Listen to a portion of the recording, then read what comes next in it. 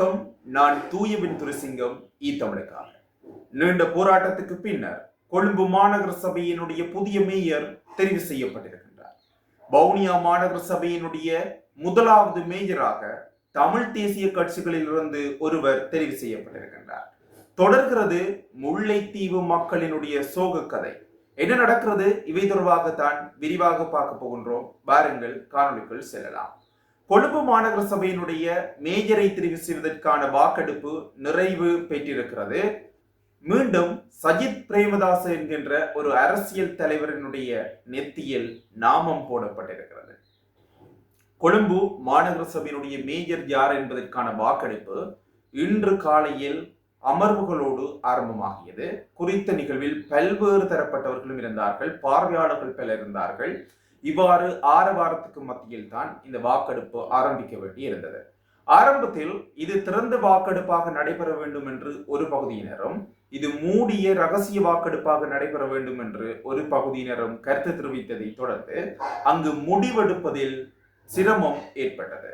அங்கு சலசலப்பான பல கருத்துக்கள் முன்வைக்கப்பட்டாலும் இறுதியாக இது ரகசிய வாக்கெடுப்பினூடாகத்தான் நடைபெறும் என்கின்ற இணக்கப்பாட்டுக்கு வரப்பட்டது. இதனைத் தொடர்ந்து ரகசிய வாக்கெடுப்பு தான் இடம்பெறும் என்பது உறுதி செய்யப்பட்டு வாக்கெடுப்பு ஆரம்பமானது. இந்த வாக்கெடுப்பின் மூலம் கொழும்பு மாநகர சபைக்கு 61 வாக்குகளை பெற்று பெண் வேட்பாளர் ஒருவர் மேஜராக தெரிவு செய்யப்பட்டிருக்கின்றார். எதிர்த்தரப்பில் இருந்த ஐக்கிய மக்கள் சக்தியினுடைய சார்பில் 56 வாக்குகள் தான் பெறப்பட்டிருக்கிறது. உண்மையில் இந்த அரசியலில் அதிர்ஷ்டமில்லாத தலைவர் என்று சொல்லப்படுபவர் இந்த சஜித் பிரேமதாச அவர்கள்தான். அந்த விடயம் மீண்டும் ஒரு முறை நிரூபிக்கப்பட்டதை போன்று ஆகியிருக்கிறது இன்றைய முடிவுகள். கொழும்பு மாநகர சபை என்பது வரலாற்று முக்கியத்துவம் வாய்ந்தது. இலங்கையில் மிகவும் பழமையான மாநகர சபைகளில் ஒன்று. அடுத்து யாழ்ப்பாண மாநகர சபை, மட்டக்களப்பு மாநகர சபை தமிழர்களுக்கு முக்கியத்துவம் பெறுவதை போன்று கொழும்பு மாநகர சபை தான் தெற்குக்கு முக்கியத்துவம் வாய்ந்தது. இந்த மாநகர சபை எல்லைக்குள் தான் பல்வேறு ஆளுகைக்கு உட்பட்ட பிரதேசங்களும் தொழில் வாய்ப்புகளும் குவிந்து போய் கிடக்கிறது. இவ்வாறு இருக்கின்ற போது கொழும்பை கைப்பற்றுவது அனைத்து கட்சிகளின் நோக்கமாக இருந்தாலும் தேசிய மக்கள் சக்திக்கு இது மிகப்பெரிய ஒரு வெற்றியாக அமையும் என்பதில் எந்த விதமான சந்தேகமும் இல்லை. ஏன் இதை சொல்கின்றேன் என்றால், ஏனைய தேர்தல்களை போன்று இந்த தேர்தலை பார்க்க முடியாது. தங்களது வட்டாரத்தில் சிறந்த ஒருவரை தெரிவு செய்கின்ற தேர்தல். இது கட்சிக்காகவோ அல்லது அரசியல் தலைவருக்காகவோ தெரிந்தெடுக்கின்ற ஒரு தேர்தலாக இருப்பது இல்லை. அவர் செய்கின்ற சேவை, அவர் செய்கின்ற அர்ப்பணிப்பு, அவர் எங்களுக்கு சேவை செய்கின்றார் என்கின்ற நம்பிக்கைகள் தான் இந்த தேர்தலில் முக்கிய பங்கு வகிக்கும். அப்படி இருக்கின்ற போது கொழும்பு மக்கள் அதிகமாக ஐக்கிய மக்கள் சக்தியை நம்புவார்கள் என்று எதிர்பார்க்கப்பட்டது. கொழும்பு ஐக்கிய மக்கள் சக்தியினுடைய கோட்டையாகத்தான் இருந்தது. இருந்தாலும் தேசிய மக்கள் சக்தி கொழும்பை கைப்பற்றியிருக்கிறது என்பது முக்கியமான விடயம். இந்த விடயம் இவ்வாறு இருக்கின்ற போது வவுனியா பக்கம் செல்வோம். வவுனியாவில் மாநகர சபையினுடைய மேஜராக யாரை தெரிந்தெடுப்பது என்கின்ற இழுபறி நிலைமை ஒன்று இருந்தது. அதாவது 21 ஆசனங்களை கொண்ட வவுனியா மாநகர சபையில் 11 உறுப்பினர்கள் ஆதரவு கொடுத்தால் அவர் மேஜராக வர முடியும் என்கின்ற நிலை இருந்தது. ஆனால் தமிழ் கட்சிகள் அனைத்தும் பிளவுபட்டிருப்பதனூடாக ஐக்கிய மக்கள் சக்தி தான் அங்கு ஆட்சி அமைக்கும் என்கின்ற நம்பிக்கை இருந்தது. ஆனால் இந்த விடயத்தில் தமிழ் கட்சிகள் ஒன்றுபட்டு வீடு, சைக்கிள், சங்கு, தபால்பட்டி என்று தமிழ் பேசுகின்ற கட்சிகள் எல்லாம் ஒன்றுபட்டு தங்களினுடைய முழுமையான ஆதரவை கொடுத்து வவுனியா மாநகர சபையினுடைய முதலாவது தேர்தலாக இருக்கின்ற இந்த தேர்தலில், வரலாற்றில் முக்கியத்துவம் வாய்ந்த இந்த தேர்தலில் காண்டீபன் என்கின்ற ஜனநாயக தமிழ் தேசிய கூட்டமைப்பினுடைய உறுப்பினரை மாநகரத்தினுடைய முதல்வராக, அதாவது மேஜராக தெரிவு செய்து எடுத்திருக்கின்றார்கள். தபால்பட்டி சின்னத்தில் போட்டியிட்ட ஒருவர் தான் பிரதி மேயராக தெரிவு செய்யப்பட்டிருக்கின்றார். 11 ஆசனங்களை பெற முடிந்திருக்கிறது. எதிர்த்தரப்பில் என்பிபி சார்பாக போட்டியிட்டவர் 10 ஆசனங்களை தான் பெற முடிந்தது. ஆகவே வவுனியா மாநகர சபை என்பது இதுதான் முதல் தடவையாக தேர்தலை எதிர்கொள்கிறது. வரலாற்றில் முதல் முறையாக அந்த மாநகர சபையினுடைய முதலாவது மேயராக சங்கு சின்னத்தினுடைய உறுப்பினர் காண்டீபன் அவர்கள் தெரிவு செய்யப்பட்டிருக்கின்றார். ஆனால் அங்கு தமிழ் கட்சிகள் அனைத்தும் ஒன்றுபட்டு நின்றன என்பது முக்கியமான ஒரு விடயமாகவும் அமைந்திருக்கிறது. அங்கு அவர்களின் நோக்கம் என்னவென்றால் அரசாங்க கட்சி ஒன்று ஆட்சி அமைப்பதை தவிர்க்க வேண்டும் என்பதுதான் அவர்களுடைய முழுமையான நோக்கமாக இருந்தது. குறித்த விடயம் இவ்வாறு இருக்க, முல்லைத்தீவு மாவட்டத்தில் 2 கடைகள் எரிந்து சாம்பலாகிய சம்பவம் ஒன்று பதிவாகி இருக்கிறது. இது அந்த மக்களினுடைய சோக கதையாக தொடர்கிறது. முல்லைத்தீவு மாவட்டத்தில் தீப்பரம்பலோ அல்லது அனர்த்தங்களோ ஏற்படுகின்ற போது தீயணைப்பு செய்வதற்குரிய தீயணைப்பு பிரிவு இதுவரை இல்லை. தீயணைப்பு பிரிவு கிளிநொச்சியிலிருந்து வருவதற்குள் பல்வேறு இடங்களில் சேதங்கள் இடம்பெற்று எரிந்து சாம்பலாகின்ற நிலை ஒன்று இருக்கிறது. இன்றும் முல்லைத்தீவு மாஞ்சோலை மாவட்ட பொது வைத்தியசாலைக்கு முன்பாக உள்ள 2 கடைகள் எரிந்து நாசமாக போய் அந்த மக்களும் பிரதேச சபையும் ஏறியவர்களும் ஒன்றிணைந்து அனைத்து முடித்த பின்னர் தான் அந்த தீயணைப்பு வாகனம் உரிய இடத்துக்கு வந்திருக்கிறது.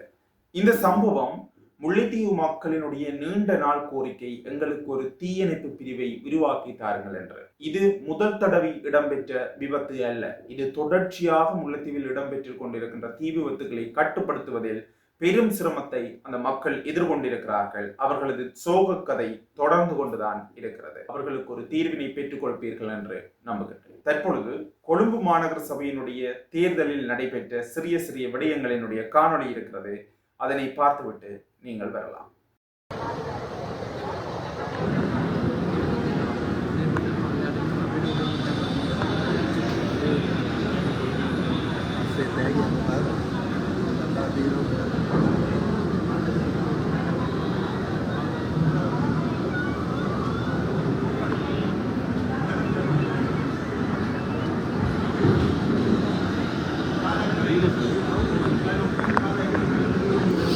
கொழும்பு மாநகர சபையின் ஆட்சி அதிகாரம் யாருக்கு?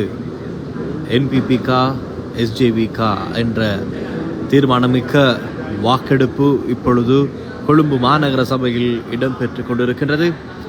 முழு இலங்கையிலும் கவனம் என்று கொழும்பு மாநகர சபையின் பக்கம்தான். காரணம், கொழும்பு மாநகர சபை தான் பிரதான தலைநகரின் ஆட்சியை கைப்பற்ற போவது யார் என்ற வகையில் தான் அந்த தீர்மானம் பார்க்கப்படுகின்றது. இப்பொழுது 117 உறுப்பினர்கள் தெரிவாக இருக்கின்ற 117 உறுப்பினர்களும் தங்களுடைய வாக்கினை ரகசியமாக செலுத்தி இருக்கின்றார்கள். இந்த நிலையில் பெரும்பான்மையை பெற்றுக்கொள்ளப் போகின்ற கட்சி எது? ஆளுங்கட்சியா அல்லது எதிர்கட்சியா என்பதை இன்னும் சொற்ப வேளையில் தெரிந்து கொள்ளக்கூடியதாக இருக்கும். இப்பொழுது கொழும்பு மாநகர சபையின் பிரதான சபை ஒன்று கூடும் இடத்தில் தான் நீங்கள் நேரலையில் பார்த்து கொண்டிருக்கின்றீர்கள். பெரும் திரளான மக்கள் என்று ஒன்று திரண்டு அவளோடு எதிர்பார்த்திருக்கின்றார்கள். கொழும்பு மாநகர சபையின் ஆட்சி அதிகாரம் யாருக்கென்று ஊடகவியலாளர்கள் ஒரு பக்கம், கட்சி சார்ந்தவர்கள் ஒரு பக்கம், இதோ இவ்வாறு மிகவும் சுவாரஸ்யமாக விறுவிறுப்பாக இடம்பெற்று கொண்டிருக்கின்றது. இப்பொழுது வாக்கு செலுத்தும் நடவடிக்கைகள் முடிவடைந்திருக்கின்ற நிலையில் அடுத்ததாக வாக்குகள் எண்ணும் பணிகள் இடம்பெறவிருக்கின்றது. எங்களுக்கு காணக்கூடியதாக இருக்கின்றது.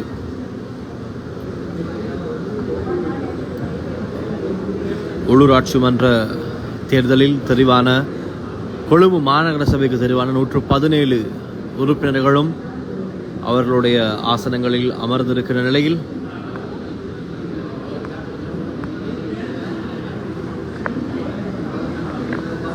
இப்பொழுது நேரலையாக அனைத்து ஊடகங்களும் இப்பொழுது நேரடி ஒளிபரப்பில் ஈடுபட்டு கொண்டிருக்கின்றது.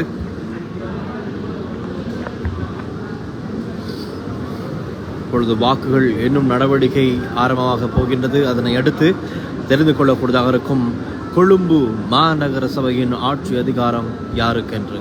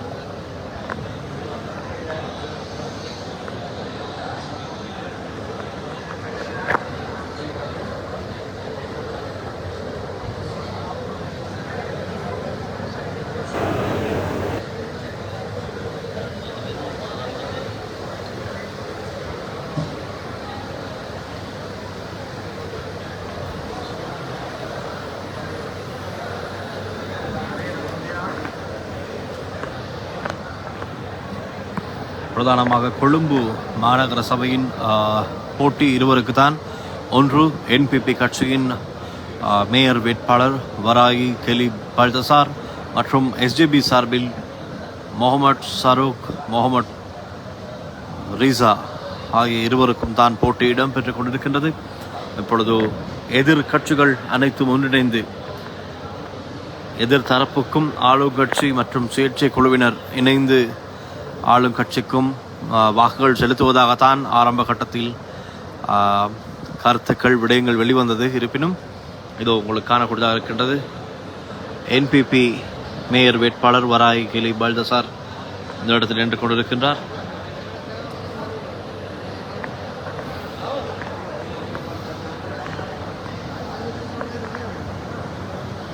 இப்பொழுது வாக்குகள் இன்னும் நடவடிக்கை அனைவருடைய பார்வைக்கு முன்பாகவும் இடம்பெற்று கொண்டிருக்கின்றது. அந்த தீர்மானம் மிக்க முடிவு இப்பொழுது இன்னும் சற்று வேளையில் தெரிந்து கொள்ளக்கூடியதாக இருக்கும்.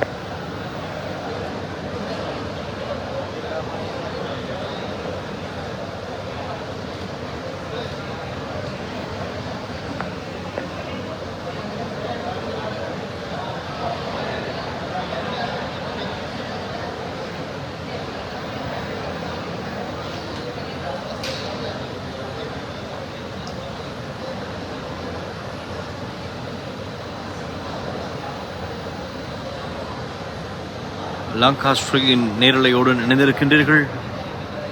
லங்காஸ்ட்ரி நேரலை இது. அவை இப்பொழுது உங்களுக்கு காணக்கூடியதாக இருக்கும். வாக்குகள் இன்னும் பணிகள் இடம்பெற்றுக் கொண்டிருக்கின்றது.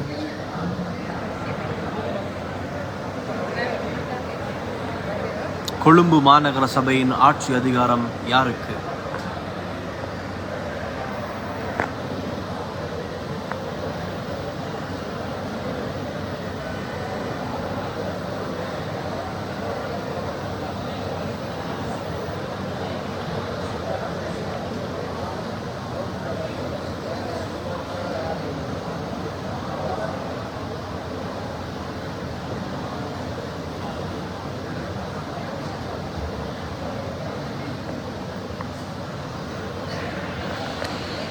லங்காஸ்ட்ரியுடன் இணைந்து கொழும்பு மாநகர சபையின் வாக்கெடுப்பினை வாக்குகள் இன்னும் நடவடிக்கையை பார்த்து கொண்டிருக்கின்ற உங்களுக்கு தொடர்ந்தும் நாங்கள் நேரலையில் தகவல்களை வழங்க தயாராகவே இருக்கின்றோம். தொடர்ந்தும் பாருங்கள், நேரலையினூடாக இணைந்து இப்பொழுது அனைவர் முன்னிலையிலும்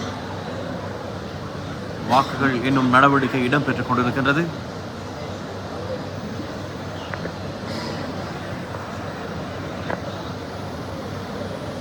இவைதான் இன்றைய நாளில் நான் உங்களுக்கு கொண்டு வந்த தொகுப்பு. நாளைய நாளிலும் மற்றொரு தொகுப்பில் உங்களை நான் சந்திக்கின்றேன். நன்றி, வணக்கம்.